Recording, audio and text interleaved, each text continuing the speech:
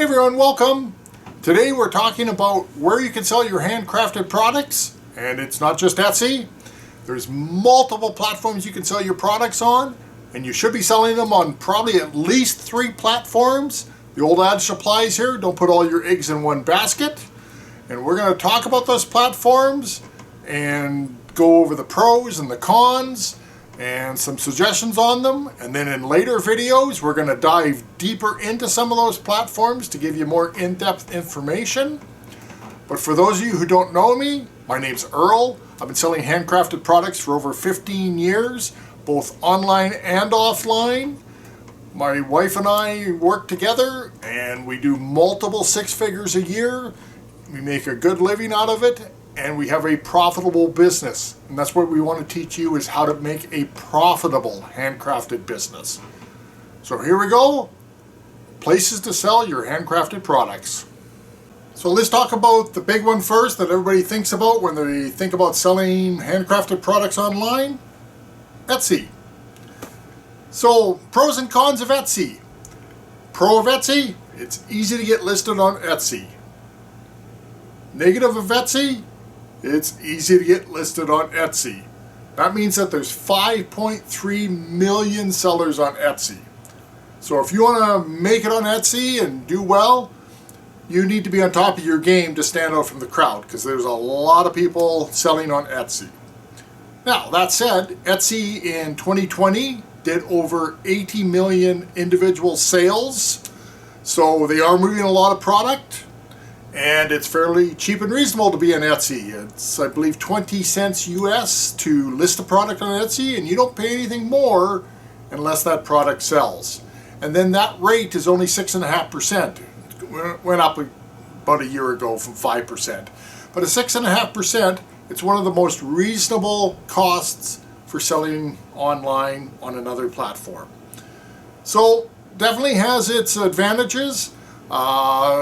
Again, there's some negatives there. There's a lot of people selling not handcrafted products on Etsy, which has been a kind of a thorn in their side for a while that they need to address. There's a lot of people that are just copying products on Etsy. So if you list something original, it may not be long before other people are copying what you're doing. So there's some positives and negatives, but Etsy can be good. I've sold hundreds of thousands of dollars on Etsy over the years, and is a place you should be. So get listed on Etsy. Handmade. This is Amazon's version of Etsy. Again, as with Etsy, there's some pros and cons to it. Some of the pros for being on Amazon is Amazon sells a lot of product. They do about 1.6 million sales every day. So there's a lot of customers that can see your product. There is also fewer handcrafted sellers on Amazon. There's about 2.5 million handcrafted sellers compared to the 5.6 million on Etsy. So less competition there. And another advantage that you can have with Amazon is you can also, depending on where you're located, you can do local regions. Like I'm in Canada, and so I have products on Amazon Canada, and I have products on Amazon US. But on Amazon Canada, there is even way less competition. And I do very well on Amazon Canada, way more than I ever do on Etsy. Amazon has really taken over for me online sales. Amazon and Etsy a few years ago used to be neck and neck, and Amazon has way outstretched them now. Some of the negatives, though, of being on Amazon Handmade. It's a little more difficult to get on, so a few more hoops to jump through to be listed as a seller. But one of the big negatives is the fees are quite a bit higher. So you're looking, depending what niche you're in, probably about 15% for selling. So you got to make sure that that is in your margin, that you can afford the 15%. So watch your margins. There is also the problem that even though you're selling in the handmade space, if people aren't particularly searching for handmade, your products are mixed in with all the commercial products. So depending again on what niche you're in, it may be harder for people to find your products if they're not searching for handmade in particular. If you're selling handmade soap, they're going to, when they search soap, they're going to find all of the soap, not just the handmade soap, unless they particularly look for it. So that's something to keep in mind too. So it may work well or not depending on your niche. But overall, Amazon, excellent place to sell your handcrafted goods. 100% recommend it. Get listed on Amazon. Your own website. You need to have your own website. Whether it's Shopify, BigCommerce, Squarespace, any of the e-commerce platforms, you need to be selling on your own website also. You control that space. You're not going to get shut down on your own website. But there's some positives and negatives of that. Some of the positives is you need a place that you can drive other traffic to. If you contact people in other places, you can drive people there. And the fees are going to be a lot less. You're not paying Amazon's 15% or Etsy 6.5%.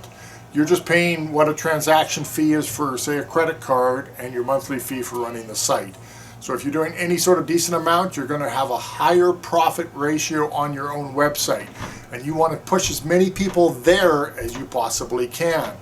If you post something on social media, you're pushing them to your website. But here's the problem. You got to drive people there. People like Etsy and Amazon have people already coming there to purchase products. Nobody is coming to your website unless you have brought them there. So you need to be either promoting, either on social media, with advertising. Somehow you got to get people to your own website. And that's the biggest problem, is doing that. And so, but, you need to have your own website for a multitude of reasons. Push people there, lower cost, do it, set up your own website. Farmers markets. That's our first local in-person show. Farmers markets can be fantastic. We did farmers markets for over 10 years. We sold thousands of dollars every month at farmers markets. They're a great way to, you have a pop-up store basically for 1 or 2 days a week, and low fees. They bring a lot of customers in. You're going to have to research your local farmers markets a little bit. Some are better than others, but they can be a great opportunity to make a lot of sales and get the money immediately, and a way to finance your business. But there is another very secret, hidden reason to do farmers markets. And we're going to go into that in a video coming up very shortly. Do not overlook farmers markets. They're a way to build your business fast and quick, and we will go into that in a video very shortly. As with farmers markets, another great opportunity can be craft shows. Now, craft shows usually only happen once or twice a year. Some of the shows run in the spring.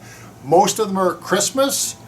Now, they're quite a bit more expensive to get into usually. I know a lot of the ones I did were in excess of $1,000 for a weekend, but we would do $10,000 or more there over the weekend.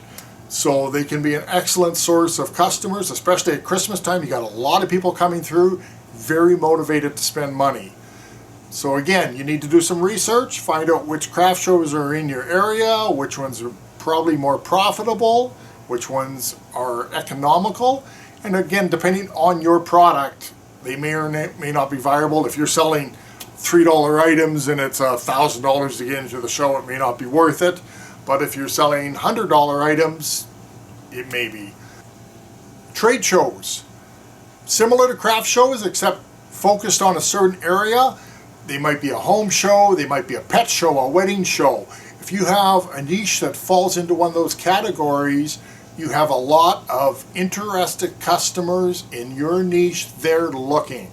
So if you're selling pet supplies and there's a pet trade show coming to town, that would be an excellent place to go. We used to do a lot of geeky things. So we would go do the Comic-Cons that would come to town, and we would do very well there on a weekend. Do not overlook the trade shows. They can be an excellent place to find your customers. Going back online, there's eBay. Now, I have never done eBay myself, but there's a lot of handcrafted people who do sell on eBay. I've heard mixed reviews on it. Some people say they've done great on eBay, sell a lot of products. Other people say that the customers on eBay are a little more picky and they don't like dealing with them. I can't give you a lot of advice on it because I haven't done myself, but it may be a good option for selling on another platform. So let's look at wholesale. There's two different portions to wholesale. There's wholesale direct and wholesale indirect.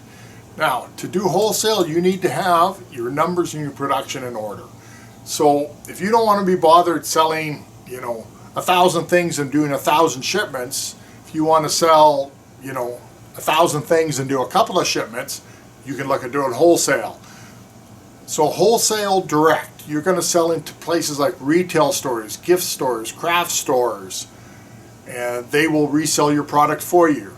Now they're going to be looking for a fairly decent profit margin on those to do that. Now some of them sell by commission only. I don't sell into stores like that. All the ones I sell to purchase my product and then resell them. But you can make that decision for yourself whether you want to go to a place that offers a commission style basis. And the only problem is with selling into any sort of retail, they won't sell the product the same as you. They're going to put it on the shelf. So as long as you have something that, customers will walk in, see it, buy it, and don't need a whole lot of talking up, it's a great option. But you're going to be looking at probably most retail stores want about a 40% discount. So you got to have those numbers. You got to have your profit margin in line. You got to have your production ramped up so you can produce. So that's one thing to remember on that. And then there's wholesale indirect, where you're selling into larger wholesale markets. So places like Fair, Stockable, where they have a network of retail stores across, and those ones across North America. And so they put your products up on their site. Retail stores come there looking for products and will purchase them, and you ship them out direct. Now, they're going to take a little bit more, so again, you're losing a little bit more of that margin. But it will get you into a lot of stores that you can't necessarily get into otherwise, and may be a great option for your product. Get your numbers in line. Social media. This is something everybody can do. You can take pictures of your product, you can do descriptions of your product, you can do videos of your product, and you can post them up online. Whether it's Instagram, TikTok, Facebook, LinkedIn, Pinterest, Twitter, YouTube, you can list your products, show them off, and what are you going to do? You're going to redirect them from that social media site back to your website. That's why you need that website. You need a place to send customers that are interested in your product so you can complete that sale. Classifieds.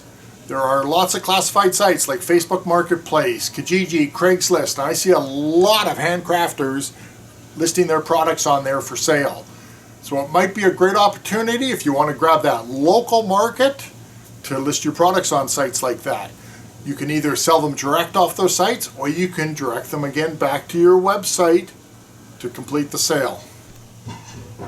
Forums, whether it's Reddit, whether it's a trade site, whether it's a hobby site, go find where people that are using your products are hanging out. If you're selling pet supplies, where are those pet people hanging out? Is there a hobby site or a trade site that talks about pets of those particular types? You can go in there, you can be involved in the conversations, and opportunities will come up for you to promote your products.